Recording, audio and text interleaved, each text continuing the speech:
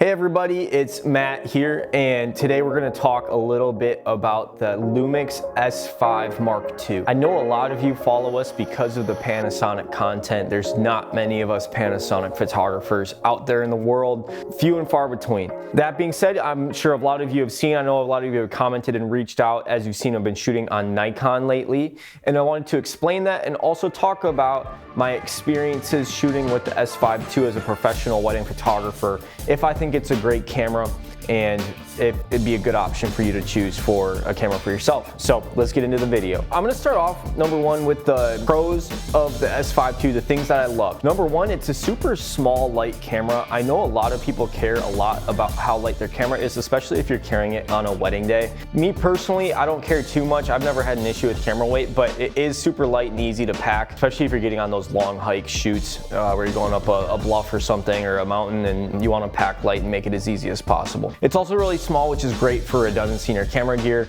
It can get to be a whole lot of gear that you bring to each wedding day, and having such a small camera really helps to minimize how much you have to actually bring to a wedding day. My absolute favorite thing about the Lumix S5 Mark II for photography is the autofocus. Now, I don't shoot like most of you shoot or most people in the industry shoot. Myself and a number of people that I know, my mentors, for example, all shoot single point, single autofocus. The reason I do that is because I like to hear that beep and click to know that I've nailed focus and that there's not going to be any missed shots at the end. The Lumix S5II, you can change the speed in which you move the single point autofocus point. That has to be my favorite feature of the whole camera, because you can have that thing shooting from one side of the frame to the other in no time at all.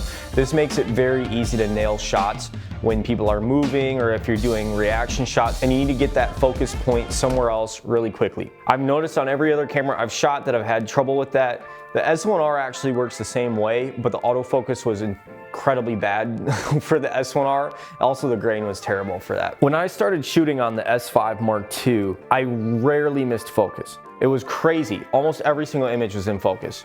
I've never had a camera yet that I've shot that has been that high quality of autofocus. Now, that being said too, I did not mess around too much with the auto settings, face detect and whatnot. Anything like that, in my experience, seems to work incredibly well until the second you actually need it to work well. Then it starts to become a problem. And I also tend to overshoot if I shoot continuous focus. I think shooting single point, single focus makes me a lot more dialed in on my compositions and how many pictures I'm actually taking.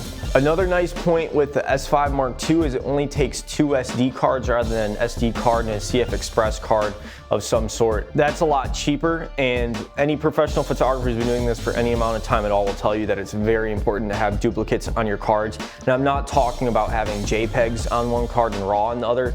Shoot RAW on both. It'd be silly not to. It's kind of nice to be able to shoot 2 SD cards, which are a little bit cheaper. If you're really starting out, it may be a better option to have a camera like that rather than having to really pay a lot of money for the CF Express cards. Now, kind of going in from that, this camera is really kind of like a prosumer camera. It's not their top of the line professional camera, and I think you could really feel that in the build of the camera. It feels a little bit cheap, a little bit plasticky in my opinion. When I held that camera, I did not feel like I was holding a professional camera. I did put a battery grip on it, which I put on all my cameras. I put a battery grip. That's like the first thing I get, just because I don't want to have to be messing with switching out batteries throughout the wedding day. And I shoot vertical a lot as well. That helped a little bit, but it still felt a little bit chintzy. The flip screen as well does not operate like most professional photo-centric cameras nowadays. LCD screen flips out more so like a video-centric camera rather than a photo-centric camera. And I mean, that's kind of what Lumix is known for, is their video capabilities. So it took me a long time to adjust to not being able to really tilt my screen down the way I wanted to, and I really didn't want to shoot with my screen flipped out. You could definitely do it, but I just ended up not flipping my screen out ever. I just kept it straight on back, almost like I was shooting on one of my D810s again. Battery life-wise, I never ever ran out of battery once, especially shooting with my battery pack. That worked fantastically well for me. I shot entirely Lumix native glass. I think it's best to shoot native glass. I've tried the Sigma lenses and they've just always been noticeably slow for me. I know some people love them, but if you really do a side-by-side comparison, I think anyone who's done that knows pretty quickly that it's better to shoot on the native lens. I also think your lenses matter a whole lot more than your camera body. Your lenses will make a greater impact on the final image than your camera body will. So I always try to shoot the top of the line stuff. So I ended up actually shooting on a 35 1.8 and a 24-70 Pro. I shot a few times with the 50 Pro. The Pro lenses are just so much better. I invested in some of those and that was well worth it. We're really enjoying those lenses. The S5II had a major flaw that was really making things difficult for me. And it was not only the S5II, but also the S1R. You can totally say that this was all operator error, but I don't think it entirely was. When I'd shoot a burst of photos, if you check the replay too quick, the camera would freeze up and get stuck for like 10-15 minutes, and there's nothing you could do. Even if you pulled out the battery, it wouldn't fix the problem. Obviously, that's a big problem. You need to be able to check your images, and this especially became a problem if I had to use a flash in some scenario where I'm not looking at the actual result of the image. I couldn't check it because my camera might freeze up. You know, if the bride's about to walk down the aisle and I'm using flash, you think I'm gonna check that? You think I'm taking the risk of checking that image quick? It got to the point where I pretty much was shooting the same way I would if I was shooting film photography for the whole wedding, just because I couldn't check those images. Thankfully, I'm quite experienced and have a pretty good guess on what my settings need to be. So I was able to nail all the shots that I needed to nail just from experience, knowing what my flash settings needed to be and what my camera settings needed to be. But regardless, you still want that confidence of you're not doing something massively wrong. Like I've had it before where you're shooting at 1/150th, but then you realize you actually have been shooting at 1/50th the whole time. Things like that can happen. It happens all the time. You bump it when it's by your side and you just didn't notice it. I always like to be able to check my images. I had an engagement session where the S5II froze up on me, wouldn't work. I pulled out my S1R that I was backing up with, and that camera froze up as well. Some of this might be able to be fixed with a firmware update. I'm not sure, but I'll tell you what, out of all the cameras I've shot, I've never, ever had issues like that before. By the end of the wedding season, when you shoot as many weddings as we do, little annoyances like that get really frustrating. You want your gear to work and to work every single time. So fast forward towards the end of the season, we had one of our video cameras go down. We tried to shoot pretty much everything on Panasonic the last few years and it was fantastic. We can share lenses, we can share batteries, and that's the way we liked it. We had a GH4 we were using for a while just because we had a 7200 for it, and as you probably know, those lenses are expensive, so we were using that a lot. That camera died on us, and so we needed a new video camera. Since the video team has so much gear already and the Lumix is video centric, I took the opportunity to pass my S5II to the video team and upgrade my camera myself. I wanted to try something else, so I ended up getting the Nikon Z7 II. Honestly, the autofocus is nowhere near as good as the S5II, but it feels like a lot more professional camera. And I'm also able to use my old Nikon lenses using the FTZ mount. That's worked pretty well. It's still a little bit slower, but the quality of the image I think is better. Is that gonna be my long-term camera? Probably not. I was between upgrading to a Z8 or a Z9. I also had bought a ton of camera gear and computer gear this year, so I was trying to balance out a little bit towards the end of the year so that we didn't overspend. I didn't get rid of the S5II because I didn't love it. I think it's a fantastic camera. The quirks that came with it were enough to make me say, I want to see what else is out there too. So we still shoot Panasonic once in a while for photos, not all the time. Will this camera be the right camera for you?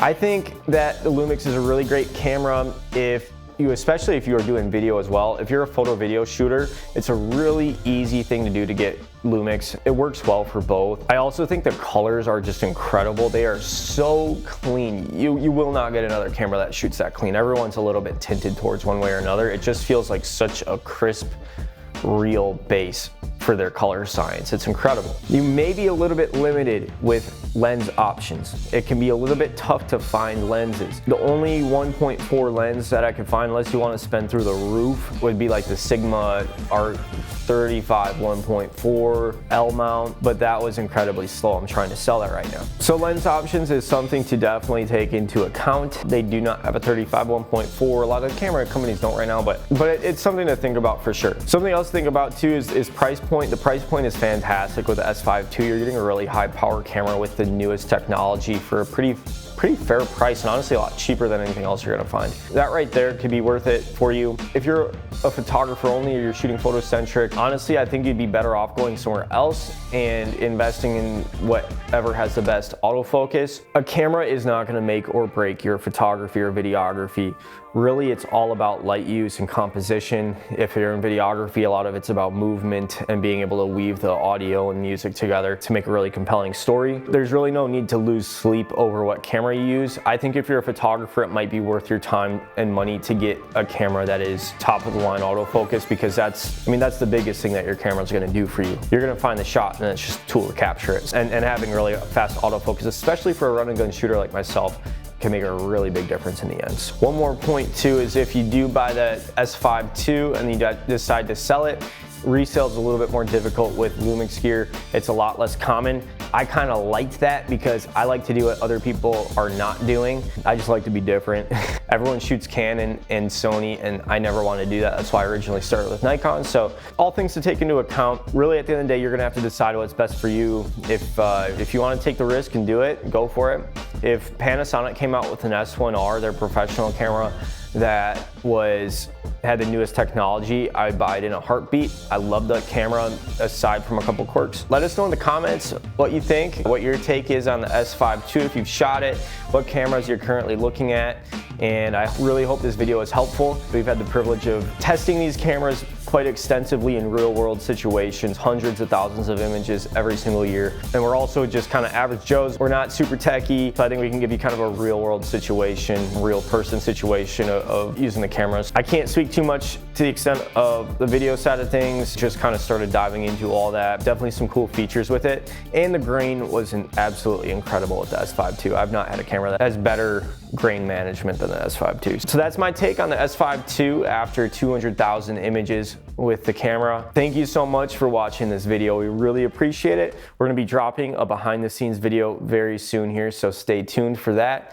As always, hit that like and subscribe button. Follow us on Instagram at 100k-MKE, and we'll see you on the next video. Oh, I try to be my best self, but I fall.